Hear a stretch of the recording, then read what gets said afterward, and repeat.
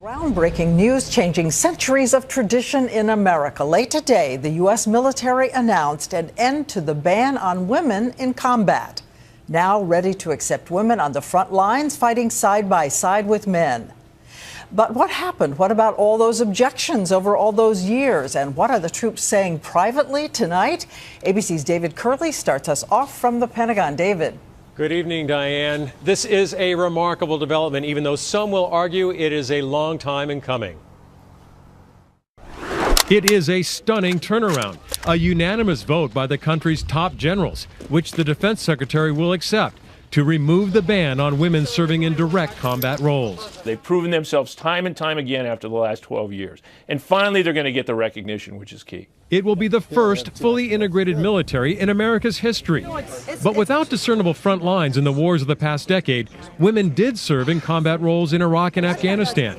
They've been donning flak jackets, heavy packs, and ended up in the middle of firefights. We were taking fire everywhere. I just remember hearing the pings of the bullets going by me and hitting the ground beside me. I shot one guy, saw him fall. Leanne Hester was the first woman since World War II to receive the Silver Star. Helicopter pilot Tammy Duckworth lost both of her legs in combat and is now a member of Congress. I think America's daughters are just as capable of defending liberty and freedom as her sons are. While an ABC News poll showed 3/4 of Americans support women in combat, not all men serving agree.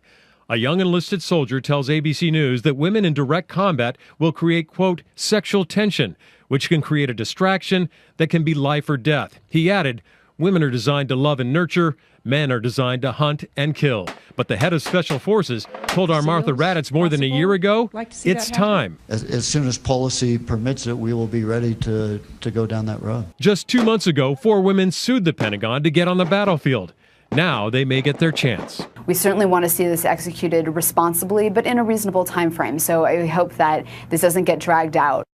This historic announcement will be made tomorrow by the Defense Secretary. It could be implemented as early starting in May, fully implemented by 2016, men and women serving in those combat. The Secretary of Defense is expected to announce tomorrow that perhaps before the end of this year, women in the U.S. Armed Forces may begin serving in environments like this.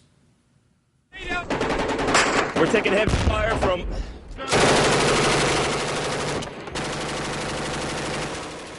That video, Kunar Province in Afghanistan in 2009, was actually shot by Richard Engel and his team. Perhaps you heard his voice there. It shows close-in infantry combat, and this will be a sea change in the U.S. military policy. We should quickly add it's a change many women in the U.S. military have been waiting for many years. Our Pentagon correspondent, Jim Miklaszewski, on duty from there tonight. Jim, good evening.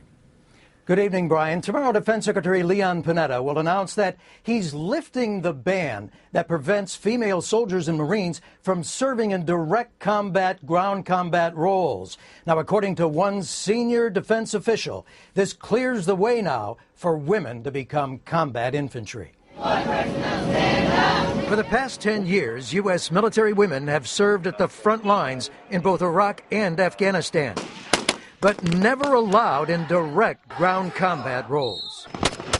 Lifting the 20-year ban against women in combat will ultimately put them directly into the heat of battle. It opens some 237,000 combat-related positions to women. Initially, women will be assigned to combat support roles, communications, logistics, and as drivers. Gradually, they'll work their way closer to battle as medics, corpsmen, and manning artillery before they become combat infantry troops. Despite the combat ban, women have paid the ultimate price of war. 152 U.S. military women have been killed in Iraq and Afghanistan.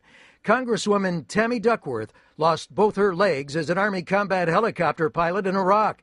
She says lifting the ban will level the playing field for women. It's hard to make it to a general, for example, without a combat arms command at the brigade or the battalion level. And this will now allow women to have some of that command time.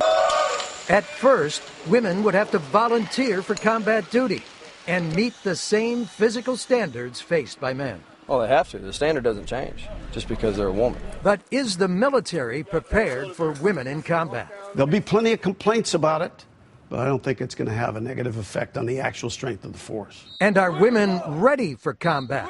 Just ask Tammy Duckworth. Well, I didn't lose my legs in a bar fight. At this point, it's not clear just how many women will step forward and volunteer for combat, and it's not going to happen all at once.